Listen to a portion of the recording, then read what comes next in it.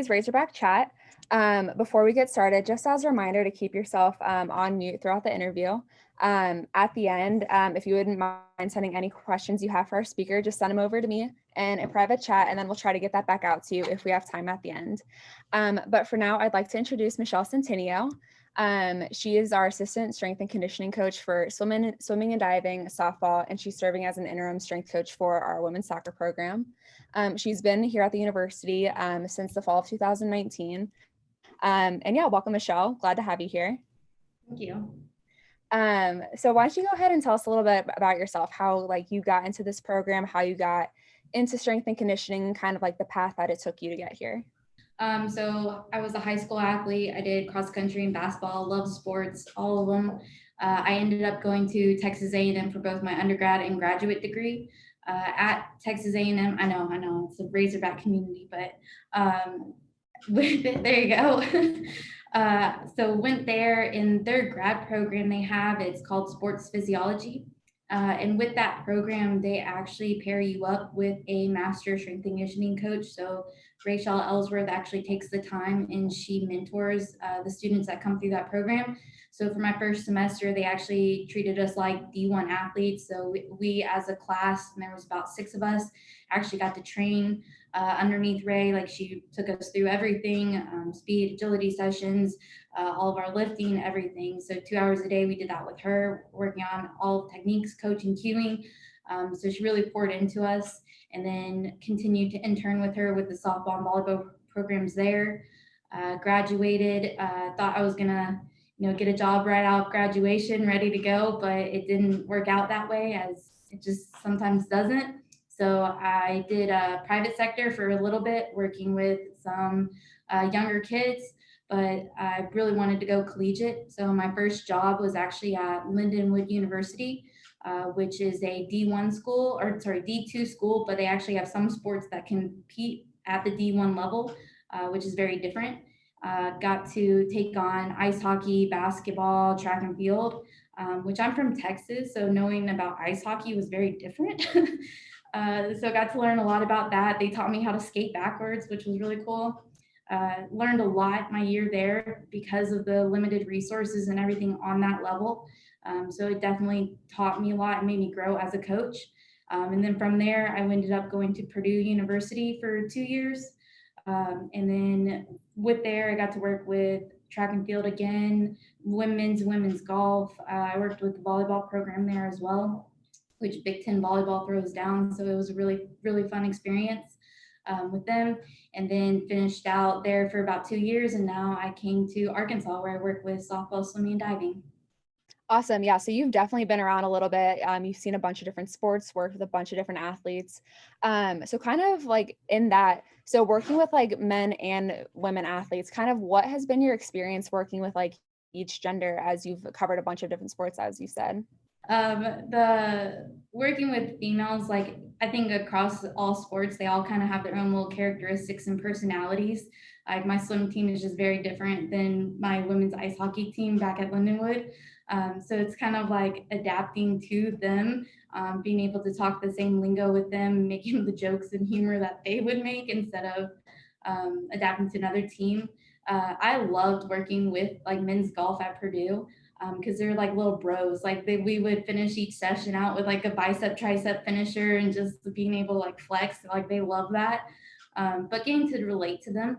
So even with the guys, I think as a female strength coach, you don't come into the guys and try to flex on them and try to yell at them and get in their face. Instead, you talk to them just like you would to any other female, so that you can build that relationship of trust. But then you get to kind of throw in all the guy jokes and stuff in there as well, so you can relate to them a little more and let them do some biceps to impress all the ladies later. So you are one of our unique Razorback chat guests because you work one-on-one with these athletes so often, which is great. Obviously, you're my strength coach. We work one-on-one with our athletes on a daily basis. So can you kind of touch on what it's like building a relationship with them? Because I know me as an athletic trainer, I have a different relationship with our swimming and diving athletes as you would as their strength coach. Would you be able to explain a little bit on kind of how you develop those relationships with your athletes? Coming in with a new team, I think the biggest thing is laying a foundation with them. you have to earn their trust and their respect first. You can't come in barking orders, yelling at them, telling them what they've been doing has been bad or anything along those lines. Instead, it's coming in and saying, hey, like, this is who I am. This is my purpose for being here. Explaining to them, like, hey, this is why I got into strength and conditioning. I love what I'm doing. Showing them consistency, showing them that you care about their program. So diving into like what their sport actually needs, talking in that lingo, I think is the kind of the first step. I try to explain my why, but I also try to explain the purpose of what we're doing at each lift. Because if they know the reasoning behind it, they buy into it a lot quicker. And then building a relationship of trust, I try to communicate with them as much as possible. So it's not always just going and telling them what they're doing wrong or fixing like a lift, but it's like, hey, that was a lot better than last week. Like actually diving into them, knowing what their movements look like so that you can give them that feedback and that constant communication. But it's also asking them like as a person, like, hey, how's it going? How's school going? Like, is it a big week for you? I see that you're kind of stressed out, like on your survey it says you're not getting sleep, like what's going on. So kind of investing them as well as like an athlete, but also as a person is really big in building that trust as well. I also lift myself, so I don't ask my athletes to get under the bar and train anything that I don't do myself. If I ask them, hey, today's gonna be heavier, we're gonna learn to train and be able to push, that's what I'm doing in the weight room as well. And just to make sure, doing all the pull-ups to make sure my athletes know who's a stronger one.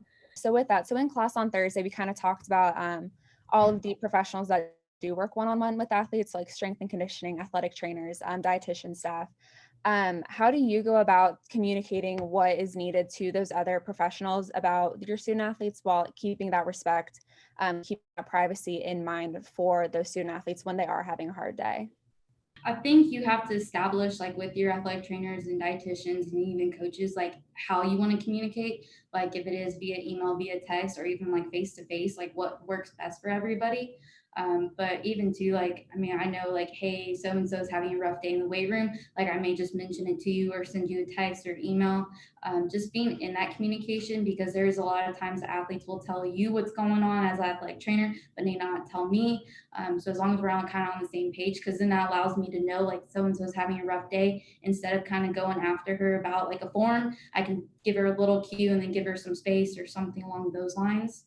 But I think like we always want the student athlete's best interest, is like that's what's the main thing. So how can we communicate and talk about that to make sure that they're okay and protected and that we are doing what's best by them, instead of maybe pulling on or adding to the stress that they're going through already.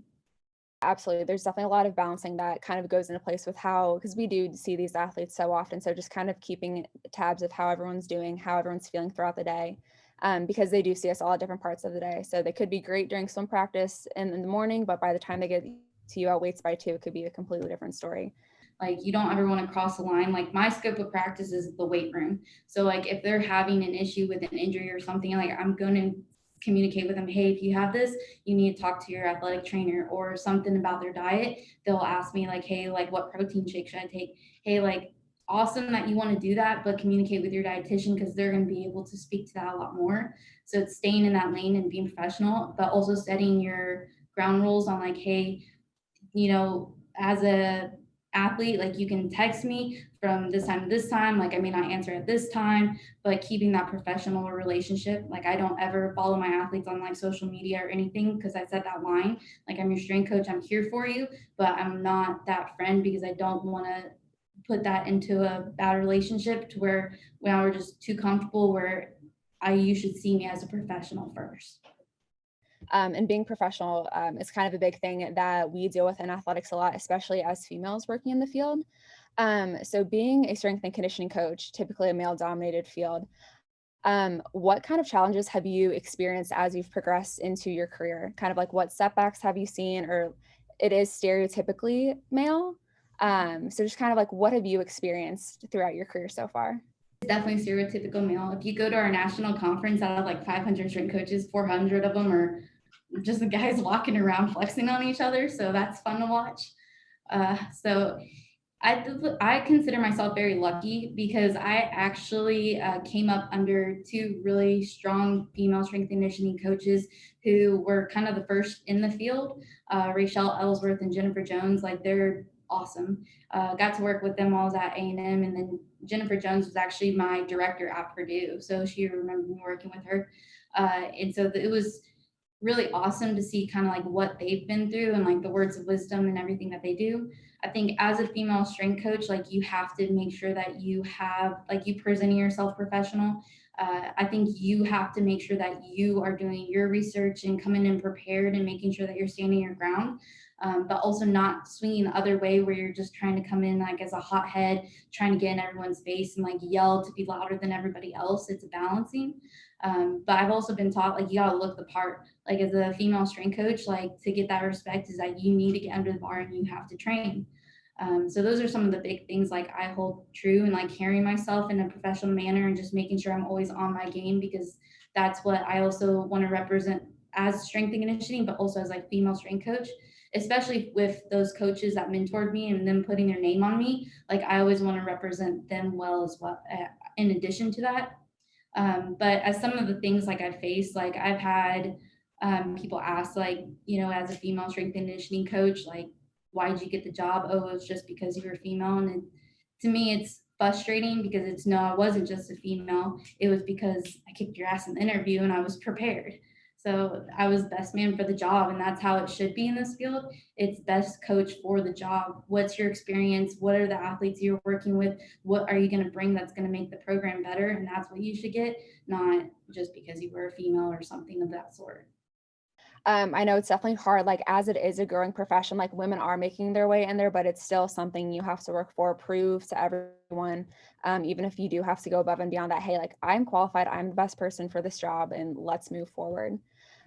So being, in addition to being a female, Zoom doesn't quite do it justice, but you are not one of our taller strength coaches. And I think you have quite a bit of experience of kind of being negatively portrayed that way. Sometimes it doesn't always work to the best of your benefit. Can you go ahead and touch on that a little bit for us? So yes, I'm 4'11", so I'm a little on the shorter side. And like I've always been 4'11", so it doesn't bother me. So I just kind of rock and roll. But with it, like with my athletes, like they know my size, but I let them know that I like what I'm asking them to do is all things that like I've done myself. So that helps out with the athletes wise. As far as like professional wise, like I have had somebody, like I was applying for a job and they reached out to one of my references and they mentioned, hey, this person's on the smaller side. Like, can they actually command a room? So people do doubt you with it. But again, it's how you carry yourself with the confidence, making sure that you know what your philosophy is and what you believe in and presenting that. Like I've worked with basketball athletes, I've worked with volleyball girls who are all over 6 foot tall, and I've never had them look at me any differently. Half the time I feel like I'm talking to them eye to eye, and then I see a picture of us and I'm like, oh wow, there's a big difference. But it's not about like, I don't think it's about size. It's about the respect that you build with each other. And that's how you control a room, and that's how you get people to buy in your program. That's what makes you a coach. It's not your size in any way. But yeah, anyway, if people make jokes, I usually just make jokes back and I own it and I just rock it. I'm sure as you've like progressed into your career, it's definitely been a lot easier to kind of accept that. And I'm sure working with different group sizes kind of plays into that. Like I know with our diving group, you have 6 athletes versus like an entire soccer team where you have 20 plus, and Michele just walks into the room. Every like attention is commanded on her. So that's something that I'm sure you definitely had to work through a lot in your career, but something that's definitely beneficial as you've gotten here. So working with that, do you feel like more so being a female, being on the smaller side, like how have these challenges like made you a better strength coach, do you feel? I think again, you just have to be on your end game and you got to put in the extra work. Like if people are going to see you a certain way, like kind of that's their problem. But like I'm going to make sure that I'm prepared and I'm ready to go and that I'm doing what's right. Because I think that's what you should get judged on. It's about your character, your integrity, and all those values. It's not how you look or what you, anything along those lines. So I think I try not to let it be like a setback in any way, because I don't feel like it is. Like I am who I am, this is what I have to offer. Like you either take it or you leave it. But the thing is like I think it is all comes down to like who you are as a person and what you do and your actions a lot more than a gender or a size or anything along those lines. So as we've obviously mentioned, strength and conditioning is very male dominated. Um, how have your coworkers either accepted you? How have you interacted with like a male coworker, someone who it's like supposed to be like their job area kind of per se? How have they like either respected you? You kind of had to adapt with dealing with like a male coworker's perspective versus like a female coworker's perspective. So I actually grew up with two brothers, so I think that does help me out a little bit because I can like it just feels normal to punch somebody on the arm and be like, all right, let's go lift or something along those lines. So I do like that. It is kind of funny like being in like as a female strength coach because there is sometimes like guy talk and stuff like that, and you just gotta kind of roll with it. I don't think I've ever had anybody like insult me or come after me because I was a female in any way.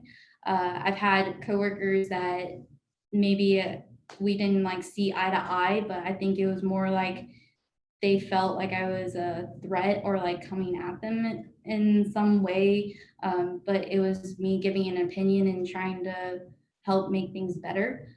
So I think they felt a little like challenged in that way. Plus, I could out deadlift them, so I feel like that was why too. But other than that, like I haven't had any terrible experience or someone being disrespectful in any way.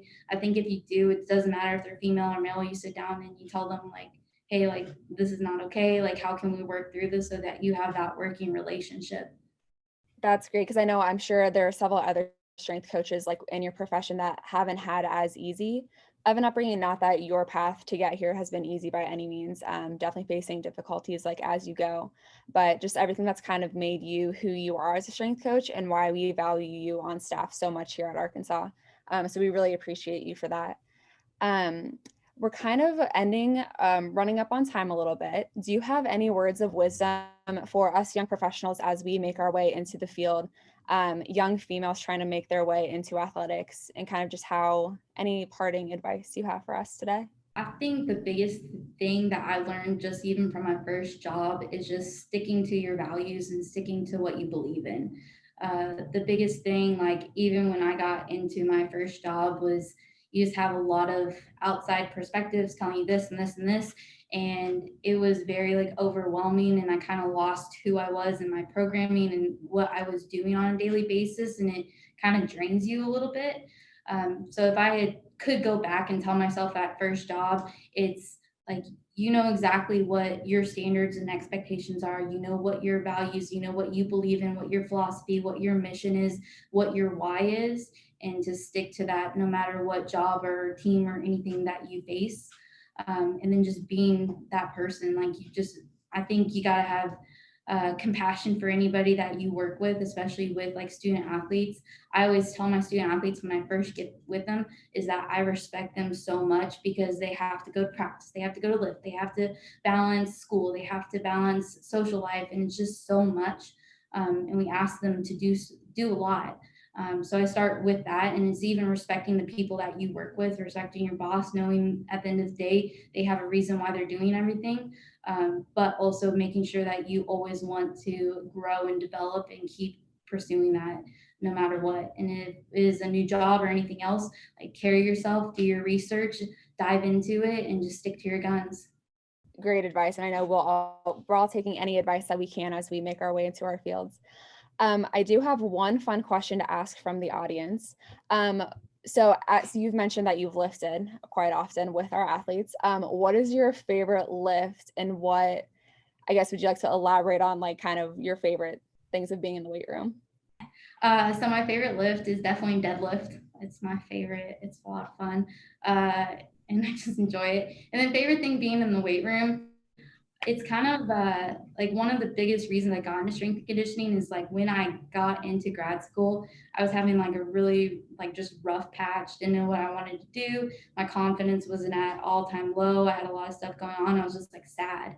And honestly, going into the weight room, it was the first time that I felt that confidence and I just felt strong. Like getting underneath the barbell and training, it's a way to push yourself, and it's just a way that Like everything else in the world fades out. You have that time in the weight room. You don't have to deal with anything else. And like the barbell and weight is unforgiving. Like they're not going to let you make an excuse, like whatever it is. It's like, nope, you either lift it or you don't. So that for me was like a big turning point, and like I finally felt like strong in myself and felt like myself again. So when I'm in the weight room, like it feels like home. Like getting to work with athletes, like when during quarantine, when everything was shut down and I didn't have athletes around and like actually those sessions, like it sucked. Like I came back then the first day, I'm like, oh yes, here we go. And I immediately felt like that happiness and that confidence, and like it's just kind of like home to me. Thank you so much. We really appreciate it.